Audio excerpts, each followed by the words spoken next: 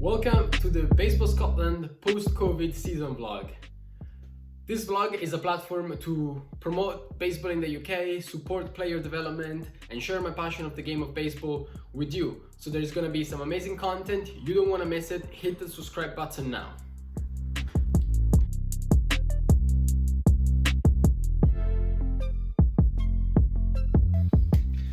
Hi everyone, it's Saturday afternoon and we're getting ready for tomorrow's game. Tomorrow is the first game of the season. We're playing the Tapered Breakers at home. So tonight I'll be packing my backpack with all my baseball gears, all my batting gloves, baseball gloves, and so on. And I'm gonna show you a few of the things that are quite unusual, I think, that I pack and other people might or may not. The first thing we're gonna start with is warm-up materials. So this includes, let's see, I have a jump rope. I don't jump rope often during game days, but I like to jump rope maybe once or twice a week. This is a good way to get a really good warm-up if it's very cold or if you don't have time. With just a few minutes of jump ropes, like, you'll be ready and warm to go. So this is definitely one of the warm-ups that I use. And then I have the usual routine. So I have this rubber band for some of the exercises that I do before games. I have this other rubber band which can be used either on your wrists or at your knees height. So I use either this one for shoulder mobility, anything that looks like something like that, or I can put it around my legs and do some squats to better activate the glutes. So this is another piece of equipment that I would bring to the field. And then we have the usual rubber bands that you can kind of like Jagger's rubber bands that you can hook on some net and then do all the shoulder activation drills, so like the lateral rotations, overhead rotations. Then we have a baseball.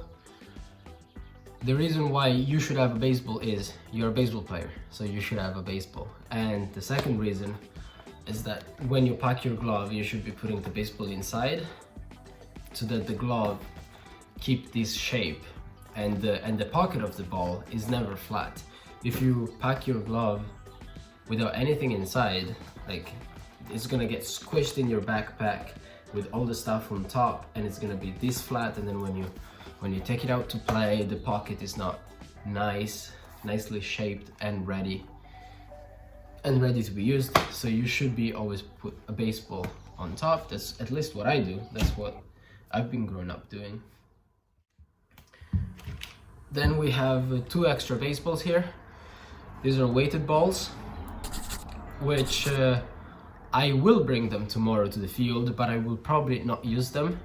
Reason being that my shoulder is not feeling great yet, and I personally think that these weighted balls might have contributed to me not being able to activate my shoulder and get back to throwing and playing properly. I think that they just put too much stress on my arm too soon. So I will be using them once my arm is back on track, back on shape.